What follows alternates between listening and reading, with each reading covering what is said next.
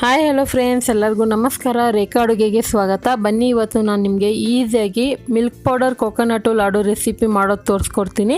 So ಈ recipe ಮಾಡೋದು ಯಾವ ರೀತಿ, ಇದಕ್ಕೆ ಬೇಕಾಗೋ ಇಂಗ್ರೀಡಿಯೆಂಟ್ಸ್ ನೋಡೋಣ. ಇಲ್ಲಿ 1 ಕಪ್ ಆಗೋಷ್ಟು ಮಿಲ್ಕ್ ಪೌಡರ್ ತೊಗೊಂಡಿದ್ದೀನಿ. ಇದು ಎಲ್ಲ ಅಂಗಡಿಗಳಲ್ಲಿ ಸಿಗುತ್ತೆ, ನೀವು ಯಾವ ಬ್ರ್ಯಾಂಡದಾದರೂ ಯೂಸ್ ಮಾಡ್ಕೋಬೋದು. ಇದಕ್ಕೆ 1/4 ಕಪ್ ಆಗೋಷ್ಟು ಕಾಯಿಸಿ ತಣ್ಣಗಾಗಿರುವಂಥ ಹಾಲು ತೊಗೊಂಡಿದ್ದೀನಿ. ಅದೇ 1/4 ಕಪ್ ಅಳತೆಗೆ ಡೆಸಿಕೇಟೆಡ್ ಕೊಕೊನಟ್ ಪೌಡರ್ ತೊಗೊಂಡಿದ್ದೀನಿ. ಈ ಕೊಕೊನಟ್ ಪೌಡರ್ ಮನೆಯಲ್ಲೂ ಮಾಡ್ಕೊಬೋದು. ಈಗ ಇದಕ್ಕೆ 1/2 ಕಪ್ ಆಗೋಷ್ಟು ಸಕ್ಕರೆನ ಪೌಡ್ರ್ ಮಾಡಿ ಇಟ್ಕೊಂಡಿದ್ದೀನಿ. ಏಲಕ್ಕಿ ಪುಡಿ ಒಂದು 1/4 ಟೀ ಸ್ಪೂನ್ ಬೇಕಾಗುತ್ತೆ. ಮತ್ತು ತುಪ್ಪ ಒಂದು 3 ಟೇಬಲ್ ಸ್ಪೂನು. ಒಂದು 4 ಪಿಸ್ತಾನ ನಾನು ಈ ಥರ ಸ್ಲೈಸಾಗಿ ಕಟ್ ಮಾಡಿ ಇಟ್ಕೊಂಡಿದ್ದೀನಿ. ಹಾಗೆ ಒಂದು ಪಿಂಚ್ ಆಫು ಫುಡ್ ಕಲರ್ ತೊಗೊಂಡಿದ್ದೀನಿ, ಯೆಲ್ಲೋ ಕಲರ್ದು, ನಿಮ್ಗೆ ಆಪ್ಷನಲ್ಲು. ಮತ್ತು 1 ಟೀ ಸ್ಪೂನ್ ಆಗೋಷ್ಟು ಗಸಗಸೆನ ಒಂದೇ ನಿಮಿಷ ಬಾಣಲೆಯಲ್ಲಿ ಫ್ರೈ ಮಾಡಿ ಎತ್ತಿಟ್ಕೊಂಡಿದ್ದೀನಿ. ಈಗ ಯಾವ ರೀತಿ ಮಾಡೋದಂತ ನೋಡೋಣ.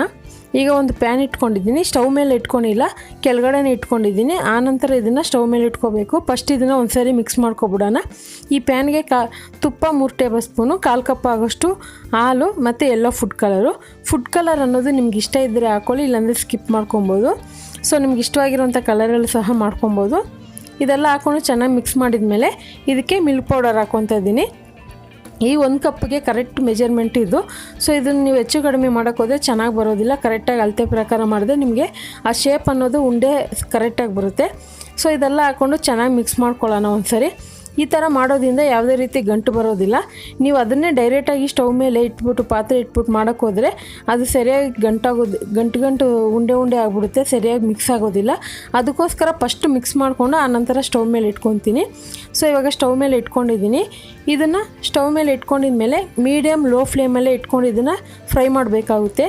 ಇದು ತುಂಬ ಹೊತ್ತು ಟೈಮ್ ತಗೊಳ್ಳೋದಿಲ್ಲ, ಒಂದು 5ರಿಂದ 6 ನಿಮಿಷಕ್ಕೆ ಇದು ಚೆನ್ನಾಗಿದು ಒಂದು ಸರಿ ಗಂಟಾಗುತ್ತೆ, ಅಂದರೆ ಚೆನ್ನಾಗಿ ಡ್ರೈ ಆಗಿ ಆ ಬಾಣಲಿಯಿಂದ ಬಿಟ್ಕೊಳ್ಳುತ್ತೆ.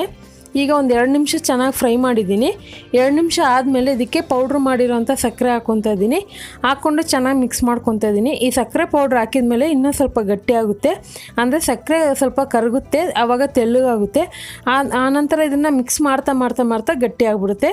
ಇವಾಗ ನೋಡ್ತಾ ಇರ್ಬೋದು, ಸಕ್ಕರೆ ಹಾಕಿದ್ಮೇಲೆ ಸ್ವಲ್ಪ ತೆಳ್ಳಗಾಗಿದೆ. ಸೊ ನಿಮಗೇನು ಭಯ ಬಿಡಬೇಕಂತೇನಿಲ್ಲ, ಅಯ್ಯೋ ತೆಳ್ಳಗಾಗೋಯ್ತು ಅಂತ. ಸೊ ಇದು ಮತ್ತೆ ಗಟ್ಟಿ ಆಗುತ್ತೆ.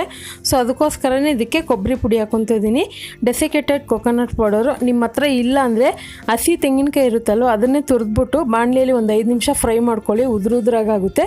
ಆವಾಗ ಅದನ್ನು ಯೂಸ್ ಮಾಡ್ಕೊಬೋದು. ಇದಕ್ಕೆ ಏಲಕ್ಕಿ ಪುಡಿನೂ ಗಸಗಸೆ ಹಾಕ್ಕೊಂಡು ಚೆನ್ನಾಗಿ ಮಿಕ್ಸ್ ಮಾಡ್ಕೊತಾ ಇದ್ದೀನಿ. ಸೊ ಚೆನ್ನಾಗಿ ಮಿಕ್ಸ್ ಮಾಡ್ತಾ ಇದು ಸ್ವಲ್ಪ ಎಲ್ಲ ಗಟ್ಟಿ ಆಗುತ್ತೆ. ನೀವೇ ನೋಡ್ತಾ ಇರ್ಬೋದು, ಗಟ್ಟಿ ಆಗ್ತಾಯಿದೆ. ಸೊ ಮಿಲ್ಕ್ ಪೌಡರಲ್ಲಿ ನೀವು ಯಾವುದೇ ರೆಸಿಪಿ ಮಾಡಿ ತುಂಬ ಟೈಮ್ ತಗೊಳ್ಳೋದಿಲ್ಲ, ಕಡಿಮೆ ಟೈಮಲ್ಲೇ ನಿಮಗೆ ಒಳ್ಳೊಳ್ಳೆ ರೆಸಿಪಿಗಳು ಮಾಡ್ಕೊಬೋದು.